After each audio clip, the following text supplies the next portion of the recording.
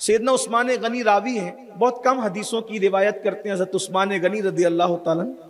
آپ روایت فرماتے ہیں کہ ایک شخص تھا، نوجوان، بڑا خوبصورت تھا، ایک لڑکی کا اس پر دل آ گیا اور اس لڑکی نے چاہا کہ اس نوجوان کو وہ بدی کی دعوت دے، یعنی برائی کی دعوت دے، زنا کی دعوت دے۔ کبھی کبھی حسن بھی بڑی مصیبت بن جاتا ہے، خوبصورتی بھی، بلکہ کبھی کبھی نعمتیں ہی پیروں کی زنجیر بنتی ہیں۔ اللہ نعمتیں دے تو استقامت بھی دے، نعمتیں دے تو اس کو سنبھالنے کا شعور بھی عطا فرمائے۔ خوبصورت تھا، لڑکی کی نظر پڑی، اس کے دل میں بدی آ گئی، برائی آ گئی۔ وہ بہت کوشش کرتی رہی کہ کسی طرح اس کو بدی میں گرفتار کروں۔ وقت میں گنجائش کم ہے، ہم بہت دور نکل رہے ہیں اپنے عنوان سے، تو عرض یہ کر رہا تھا، سیدنا عثمان غنی فرماتے نوجوان خوبصورت تھا، لڑکی کے دل میں پاپ پیدا ہوا، اس نے اس کو بدی کی دعوت دینی چاہی، اور اس کے بعد کہا جب وہ نہیں آیا تو بہانے سے بلایا کہ ایک گواہی دینی ہے۔ وہ نوجوان اندر آیا، اندر سے اندر تالے پر تالے ڈال کر کے اس کو اتنا اندر بلا لیا کہ وہ جا نہیں سکتا تھا۔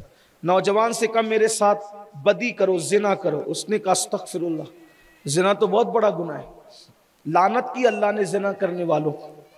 زنا کرنے والا اگر 7 سمندر کے پانی سے بھی نہا لے تو اس کا دل پاک نہیں ہو سکتا، کبھی اس کے دل کو طہارت نصیب نہیں، 7 سمندر کا پانی بھی اس کا دل پاک نہیں کر سکتا۔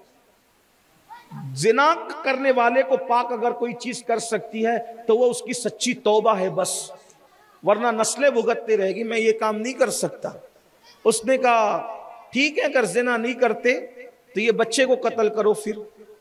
تو کہا قتل بھی تو بہت بڑا گناہ ہے، اللہ پاک نے اعلان کیا ہے کہ جس نے کسی بے جان کو قتل کیا اس پر جنت کی خوشبو بھی حرام ہے، قتل بھی نہیں ہو سکتا۔ یہ حدیث بیچ میں پڑھ رہا ہوں شرح کے طور پر، ورنہ وہاں تو اس نے جو مکالمہ کیا وہ الگ ہے، لیکن اسی بات کو سمجھانے کے لیے بیچ بیچ میں تشریح کے ساتھ بات کر رہا ہوں۔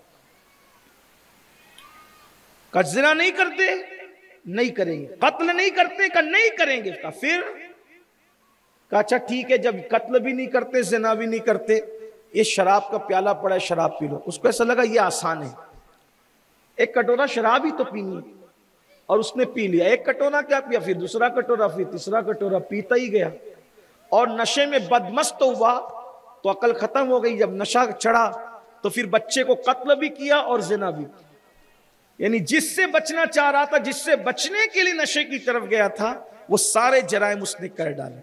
تو یہ ام الخبائث ہے نشہ، اس لیے اس پہ کنٹرول کرنا ذمہ داری اپنی ہے۔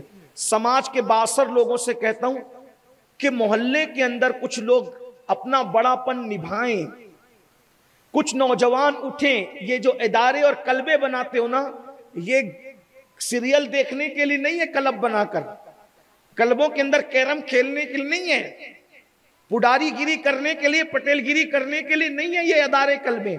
یہ ادارے کلبے اس لیے ہیں تاکہ سماج میں اگر برائی پھیل رہی ہو تو نوجوان اٹھ کر کھڑے ہوں اس کے خلاف، اسٹینڈ لیں کہ نہیں ہونے دیں گے برائی۔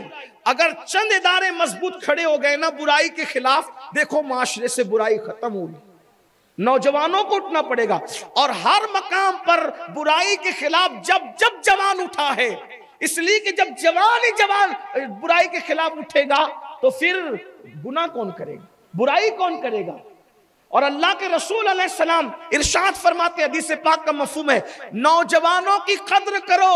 ہمارے مذہب میں جوانوں کی بڑی عزت ہے، فرمایا نوجوانوں کی قدر کرو، کیونکہ جب میں نے نبوت کا اعلان کیا تو بوڑھوں نے میری دعوت کو رد کر دیا اور جوانوں نے میری دعوت کو قبول کیا۔ پہلی دعوت رسول اللہ کی قبول کرنے والے جوان تھے، مولا علی جوانی کی طرف جا رہے تھے، صدیق اکبر جوان تھے، فاروق اعظم جوان تھے، عثمان غنی جوان تھے، بلال حبشی جوان تھے، طلحہ جوان تھے، زبیر جوان تھے، یہ سب جوان تھے۔ تبھی تو حضور کے پردہ فرمانے کے بعد نصف صدی تک کی امت کی رہنمائی کرتے رہے۔